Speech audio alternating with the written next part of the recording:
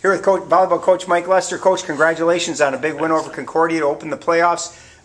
From a coaching perspective, I know from my perspective it was a pretty impressive performance. How about from you? Yeah, it was just a really good match. I think, looking at the stats and looking at some things, nobody had more than a 4 or 5 point lead all night long, not just in each set, but the entire match. And so that tells you it was very close and very competitive all the way through. And, for us, it was you relying on some pretty veteran kids to make some plays at the end of sets. I thought was interesting when we talked after the match yesterday was that, as you mentioned, when it got to 20-20, you guys were almost perfect. It was like a new gear clicked in, and when big points needed to be made, you guys came through and made them. Yeah, I think we talk all the time about that moment, that 20-20 moment.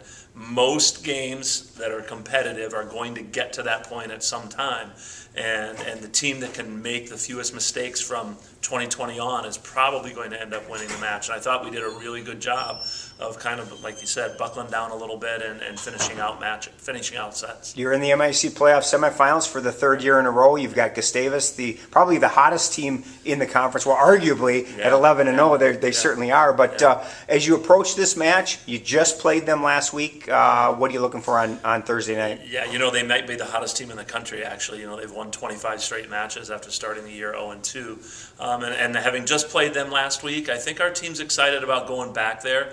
I think we thought we played pretty well, but also recognized some very specific things that we could do to get a little bit better and really kind of turn that match around. The third set, last week against them was extremely competitive. We had a decent lead and just didn't close it out there.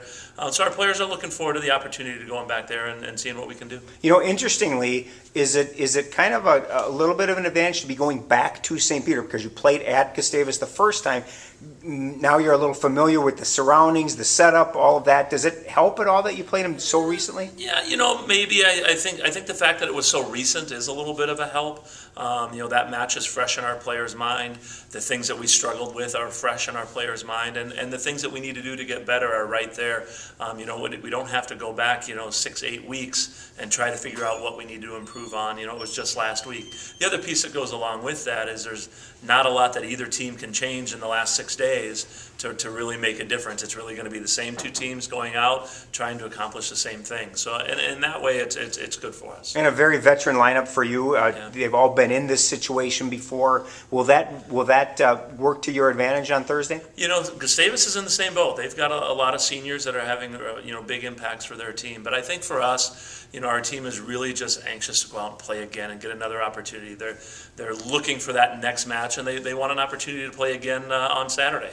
Thursday night, MIAC semifinal match at Gustavus. Good luck, Coach. Thanks, Sonny.